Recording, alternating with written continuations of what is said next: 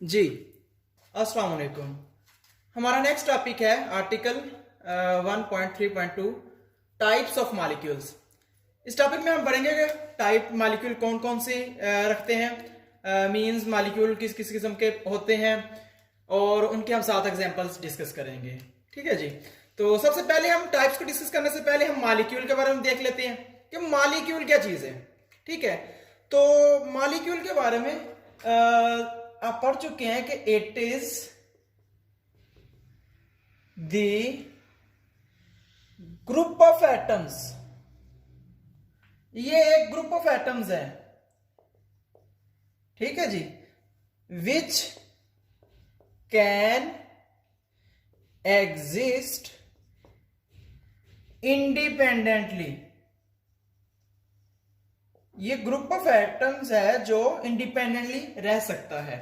अब इस बात का मतलब क्या हुआ, इसको समझने के लिए आप सिंपली जहन में बिठा लें कि एटम जो होता है ना वो इंडिपेंडेंटली रह भी सकता है, नहीं भी रह सकता। मतलब कुछ एटम्स ऐसे हैं जो स्टेबल होते हैं सिंगल एटम की हालत में, ठीक है, उनको किसी और एटम से मिलने की जरूरत नहीं होती। लेकिन बहुत से ऐसे एटम्स हैं जिनको दूसरों के साथ मिलके स्टेबलाइज होना पड़ता है। तो इसका मतलब क्या हुआ, एटम या एलिमेंट जो है वो इंडिपेंडेंटली रह भी सकता है, नहीं भी रह सकता। मॉलिक्यूल लफ्ज का मतलब ही आपने क्या लेना है, independently existence of any particle. ठीक है, तो इसका मतलब क्या हुआ, molecule is the stable particle of matter. तो इसकी अगर आप एग्जांपल लेना चाहें, फॉर एग्जांपल आप H2O कह दें, इट इज अ मॉलिक्यूल। ठीक है, आप H2 सिंपली कह दें, आप कह दें O2, तो दीज आर ऑल मॉलिक्यूल्स। ठीक है जी। तो ये था मॉलिक्यूल के बारे में कि मॉलिक्यूल क्या होता है। अब हम इसकी एक एक करके टाइप्स कर लेते हैं मॉलिक्यूल्स की। ठीक है जी। तो सबसे पहली टाइप हमारे पास होती है मोनो एटॉमिक मॉलिक्यूल्स। कि मोनोएटॉमिक मॉलिक्यूल्स क्या होते हैं। ठीक है जी।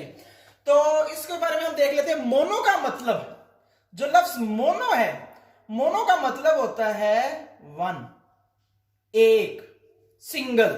ठीक है, तो मोनोएटॉमिक मॉलिक्यूल्स कौन से हुए, ऐसे मॉलिक्यूल जो सिंगल एटम की शक्ल में रहते हैं। अब यहां पर पॉइंट आ गया आपके पास कि मैंने बात की थी कि एटम्स क्या है, जो कुछ स्टेबल भी हो सकते हैं, कुछ स्टेबल नहीं भी होते। अब देखो, जो एटम स्टेबल होते हैं ना उनको आप मॉलिक्यूल भी कह सकते हो, क्योंकि मॉलिक्यूल का मतलब ही क्या है, स्टेबल पार्टिकल। ठीक है, तो इसलिए आप जो स्टेबल एटम होंगे, तो मैं लिख देता हूं कि जो स्टेबल एटम्स होंगे उनको क्या कहेंगे, वो आर आल्सो कॉल्ड मॉलिक्यूल। उनको भी आप मॉलिक्यूल कहते हो। क्यों कहते हो, क्योंकि वो है तो सिंगल एटम लेकिन वो स्टेबल है, और लफ्ज स्टेबल का कनेक्शन किससे है, मॉलिक्यूल से। इसलिए आप मोनो एटॉमिक जो स्टेबल पार्टिकल्स हैं उनको आप मॉलिक्यूल का नाम देते हैं। ठीक है जी। तो अब ये स्टेबल क्यों होते हैं, इसके बारे में हम इधर नहीं ज्यादा एक्सप्लेनेशन में जाएंगे, क्योंकि ये 3rd चैप्टर में आप पढ़ोगे तो वहां पर आपको पता चल जाएगा कि जो 92 नेचुरल एलिमेंट्स होते हैं उनमें स्टेबल कौन से होते हैं, अनस्टेबल कौन से होते हैं। ठीक है, तो सिंपली मैं एग्जांपल देता हूं। आपने लफ्ज सुना होगा नोबल गैसेस। ठीक है, नोबल गैसेस आपने प्रेटेबल अगर देखा तो 18th ग्रुप जो है आपके पास, उसमें आप चले जाएं, लास्ट वाले को स्किप कर दे, उसके लास्ट एलिमेंट को, या इसको हम कुछ और तरह से भी इस ग्रुप को नाम देते हैं 8th A ग्रुप। ठीक है, ये भी इसको नाम देते हैं, ये भी, और इसका एक और नाम भी होता है इस ग्रुप का कि inert gases, sorry inert gases. ठीक है, तो इसका मतलब क्या हुआ कि जो 18th ग्रुप वाले जो एलिमेंट्स हैं वो सारे के सारे क्या हैं, वो स्टेबल एलिमेंट्स हैं, वो स्टेबल एटम्स हैं। अब वो स्टेबल क्यों है, क्योंकि आप इनके वैलेंस शेल में जाएंगे ना, इनके वैलेंस शेल में जाएंगे तो इनका वैलेंस शेल जो होता है ना वो क्या होता है, वो फील्ड होता है, कंप्लीटली फील्ड होता है। और आपने पढ़ा हुआ है कि जब किसी चीज का एटम का वैलेंस शेल कंप्लीटली फील्ड होगा तो वो स्टेबल होगा, क्योंकि देखो ना, एक चीज जब सेटिस्फाइड है, सैचुरेट है, कंप्लीटली फिल्ड है, तो वो स्टेबल होगी, उसको किसी के साथ ना इलेक्ट्रॉन लूज करने की जरूरत, ना गेन करने की। तो इसलिए नोबल गैसेस जो होती हैं वो सिंगल एटम की शक्ल में आती हैं और वो स्टेबल होती हैं। ठीक है, तो ये इसलिए उनको हम क्या कहते हैं, मोनो एटॉमिक मॉलिक्यूल्स का नाम दिया जाता है। अब नोबल गैसेस कौन कौन सी होती हैं, आपने नाम सुने होंगे जी, हीलियम है, नियॉन है, आर्गन है, क्रिप्टॉन है। ठीक है, उसके बाद आपने जीनॉन, रेडॉन। रेडॉन को हम समवट नहीं भी डिस्कस करते क्योंकि ये रेडियो एक्टिव एलिमेंट होते हैं। ठीक है, तो आपके पास ये क्या होते हैं जी, ये मोनो एटॉमिक मॉलिक्यूल्स होते हैं। उसके बाद आप सेकंड एग्जांपल की तरफ आ जाए। सेकंड एग्जांपल कौन सी है मॉलिक्यूल की, वो आपके पास है जी डाई एटॉमिक मॉलिक्यूल्स। अब डाई एटॉमिक मॉलिक्यूल्स क्या होते हैं या इनके बारे में हम क्या स्टडी करेंगे। तो डाई क्या होता है, डाई का मतलब होता है जी टू। ठीक है, तो इसका मतलब क्या हुआ, अब वर्ड से पता चल रहा है कि डाई एटॉमिक मॉलिक्यूल। अब देखो मॉलिक्यूल किसे क्या है कि जो एटमों से मिलकर बना हो। तो अगर एक एटम होगा तो हमने पढ़ लिया मोनो एटॉमिक मॉलिक्यूल हुआ, और अगर दो एटम्स होंगे मतलब दो एटम मिलकर स्टेबलाइज होकर एक मॉलिक्यूल बनाएंगे तो वो क्या कहलाएगा, डाई एटॉमिक मॉलिक्यूल आपके पास कहलाएगा। ठीक है, तो इसकी एग्जांपल कौन सी होगी, इसकी एग्जांपल आपके पास O2, ये डाई एटॉमिक है, इसमें देखें दो ऑक्सीजन एटम्स हैं, HCl, इसमें देखें दो एटम्स हैं, एक Cl और एक H, ये भी क्या है, डाई एटॉमिक है। और एग्जांपल आप इसकी ले लें N2, उसके बाद Cl2, F2। ठीक है, और इसकी एग्जांपल CO। तो इस तरह से बहुत सी और एग्जांपल्स इनकी गैसेस में मोस्टली तौर पर जो होती है ना, वो इसमें एग्जांपल्स काफी आ सकती हैं। O2 की आ गई, जैसा कि इसकी तरह आपके पास Br2 भी आ जाएगा। ठीक है, I2 भी आ जाएगी। बहुत सी एग्जांपल्स आप इसकी ले सकते हैं जिसमें दो एटम से मिलकर क्या बनाते हैं जी, एक डाई एटॉमिक मॉलिक्यूल बनाते हैं। नेक्स्ट है ट्राई एटॉमिक मॉलिक्यूल। ठीक है, तो अब हम देखते हैं कि ट्राई एटॉमिक मॉलिक्यूल क्या हुआ। तो ट्राई का मतलब क्या होगा जी, ट्राई का मतलब डेफिनेट बात है क्या है, थ्री, मतलब जिसमें तीन एटम्स हुए। ट्राई एटॉमिक ऐसे मॉलिक्यूल जो तीन एटमों से मिलकर बने होते हैं, मतलब तीन एटम्स आपस में कंबाइन हुए और उन्होंने स्टेबल होकर एक ट्राई एटॉमिक मॉलिक्यूल बना दिया। ठीक है, तो इसकी एग्जांपल्स कौन सी होगी, वेल नोन वाटर आपने सुना है। उसके अलावा और कौन सी एग्जांपल्स इसकी होगी, CO2, ये आपने सुना हुआ है ट्राई एटॉमिक एग्जांपल। उसके अलावा और कौन सी होगी, O3। ठीक है, ये आपके पास एग्जांपल्स होगी। तो इस तरह से इसकी और भी काफी एग्जांपल्स जो हैं वो आप देख सकते हैं। ठीक है, तो इसके अलावा नेक्स्ट एग्जांपल हमारे पास कौन सी होगी, हमारे पास नेक्स्ट एग्जांपल है पॉली एटॉमिक मॉलिक्यूल्स। क्या है जी,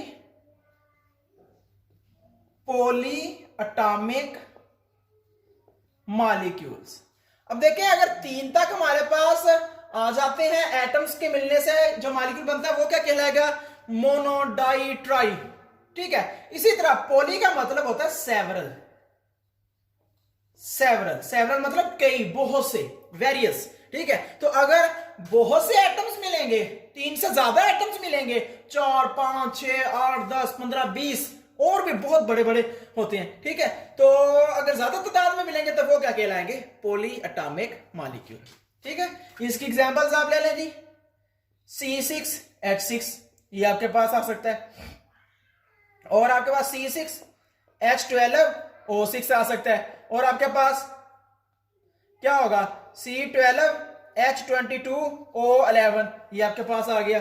ठीक है, तो इसके अलावा और कौन कौन से पॉली एटॉमिक मॉलिक्यूल्स हो सकते हैं, आप बड़े बड़े मॉलिक्यूल्स भी ऐसे होते हैं जिनमें हजारों की तादाद में एटम्स होते हैं, लाइक प्रोटीन, ये एक बहुत बड़ा मॉलिक्यूल होता है, अमाइनो एसिड से मिलकर बना होता है। अमाइनो एसिड को इटसेल्फ आप क्या कह सकते हैं, अमाइनो एसिड्स, इसके फार्मूले आप मैट्रिक 10th क्लास में जाके पढ़ेंगे। ठीक है, तो अमाइनो एसिड जो होता है वो एज खुद से एक पॉली एटॉमिक मॉलिक्यूल है, और इनके मिलने से मजीद एक बड़ा मॉलिक्यूल प्रोटीन बन जाता है। इस तरह और भी बहुत सी एग्जांपल्स आपके पास आ सकती हैं। आप स्टार्च को भी कह सकते हो, वो भी एक पॉली एटॉमिक मॉलिक्यूल हुआ। ठीक है, इसी तरह सेलुलोज, तो ये आपके पास इस तरह से बहुत सी एग्जांपल जो है वो क्या आ जाएंगी, पॉली एटॉमिक मॉलिक्यूल्स की आ जाएंगी। ठीक हो गया जी। उसके बाद हमारे पास अब एक और तरह से मॉलिक्यूल की क्लासिफिकेशन होती है। ठीक है, अब ये तो जो अभी हमने पढ़ी है वो थी नंबर ऑफ एटम्स की बुनियाद पर, कि अगर एक एटम होगा, ठीक है, लिख देता हूं, ये अभी हमने जो पढ़ी वो क्या है, नंबर ऑफ एटम्स के बुनियाद पर थी, जो टाइप थी मॉलिक्यूल्स की। अब है नेचर ऑफ एटम, किस किस्म के एटम्स हैं। अगर एक ही किस्म के हैं तो उनको नाम क्या देंगे, अगर डिफरेंट किस्म के हैं उनको नाम क्या देंगे। तो ये आगे आपके पास दो हिस्से में डिवाइड हो जाते हैं। किस तरह से, ये डिपेंड करता है, एक होता है होमो एटॉमिक मॉलिक्यूल्स, ठीक है, ये आपके पास ऐसे मॉलिक्यूल्स होंगे जिनमें सेम एटम्स होंगे, और एक होता है आपके पास हेट्रो एटॉमिक मॉलिक्यूल्स। ठीक है, तो ये आपके पास हेट्रो एटॉमिक आ गया, इसके आप एग्जांपल ले लें। अब होमो मतलब आपने पहले पढ़ा हुआ है, आप जाएं जरा मिक्सचर वाले टॉपिक में, वहां पे आपने पढ़ा था homo homogeneous mixture and heterogeneous mixture. और अब ये क्या है, होमो का मतलब क्या होता है, सेम, हेट्रो का मतलब क्या होता है, डिफरेंट। होमो एटॉमिक मॉलिक्यूल जिसमें एक ही किस्म के, एक ही तरह के एटम्स होंगे। हेट्रो एटॉमिक मॉलिक्यूल्स जिसमें डिफरेंट किस्म के एग्जांपल एटम्स होंगे। ठीक है, तो इसकी एग्जांपल्स अगर आपने करनी है तो आप एग्जांपल्स इसकी कर सकते हैं। ठीक है, तो पहले आप कर लें होमो एटॉमिक मॉलिक्यूल्स की एग्जांपल। होमो एटॉमिक मॉलिक्यूल, अब इसकी एग्जांपल कौन कौन सी हमारे पास होंगी होमो एटॉमिक के लिए। हमारे पास O2 आ जाएगा, Cl2 आ गया, F2 आ गया, इसके अलावा O3 आ गया, और इसकी एग्जांपल कौन सी आ सकती है, आपने सल्फर के बारे में सुना होगा, S8 होता है, ठीक है, P4 होता है, इस तरह से बहुत से ऐसे आते हैं। ये सारे क्या कहलाएंगे, ये होमो एटॉमिक मॉलिक्यूल्स होंगे। क्यों, इन सब में देखें एक ही एटम है, इसमें 2 ऑक्सीजन एटम है, सेम ऑक्सीजन है, इसमें 3 ऑक्सीजन है, इसमें 8 सल्फर है, इसमें 2 Cl है, इसमें 2 फ्लोरीन है, इसी तरह chlorine, bromine, iodine, hydrogen, nitrogen. ठीक है, तो इस तरह से ना वो सारे के सारे क्या कहलाते हैं, होमो एटॉमिक मॉलिक्यूल्स आपके पास होते हैं। ठीक है, नेक्स्ट आप देख लें, इधर ही देख लेते हैं, हेट्रो एटॉमिक के लिए क्या होगी एग्जांपल। ठीक है, हेट्रो एटॉमिक मॉलिक्यूल्स। ठीक है, इसकी एग्जांपल हमारे पास क्या होगी हेट्रो एटॉमिक के लिए, हमारे पास है कि जब डिफरेंट एटम्स होंगे। फॉर एग्जांपल हमारे पास आ जाएगा HCl, और हमारे पास कौन सा आ सकता है HNO3, ये आपके पास एग्जांपल आ सकता है, H2O आ सकती है, ये एग्जांपल H2O2 हाइड्रोजन पेरोक्साइड, ये हमारे पास नाइट्रिक एसिड होता है। ठीक है, ये हाइड्रोक्लोरिक एसिड वाटर। इसके अलावा और कौन सी एग्जांपल्स, C6H12O6, आपने भी लिखी C12H22O11। तो ये आपके पास इसकी होमो और हेट्रो एटॉमिक मॉलिक्यूल्स की एग्जांपल्स आ जाती हैं। ठीक है जी, अब लास्ट एक डिवीजन है मॉलिक्यूल्स की, आपकी बुक में वो रैंडमली गिवन है, इस जगह पर पॉइंट पर नहीं गिवन। ठीक है, इसलिए मैं उसको ना डिस्कस कर देता हूं यहां पर। ये होती है on the basis of mass, mass की बुनियाद पर, मॉलिक्यूलर मैस की बुनियाद पर। अगर कम मॉलिक्यूलर मैस होगा उसको अलग से नाम देते हैं, अगर ज्यादा मॉलिक्यूलर मैस होगा तो उसको हम अलग से नाम देते हैं। तो इसकी एग्जांपल्स मैस की बुनियाद पर हमारे पास एग्जांपल्स 2 हैं। एक होता है जी micro molecular molecules, micro molecules, ठीक है, और दूसरा हमारे पास होता है मैक्रो मॉलिक्यूल्स। ठीक है जी, ये हमारे पास एग्जांपल्स आती हैं। अब माइक्रो मॉलिक्यूल्स क्या होते हैं, जिनका मैस, मॉलिक्यूलर मैस जो होता है वो बहुत कम होता है, बहुत थोड़ा होता है, नॉर्मली कैलकुलेटेड होता है, मतलब हम उसको कैलकुलेट कर सकते हैं इजीली।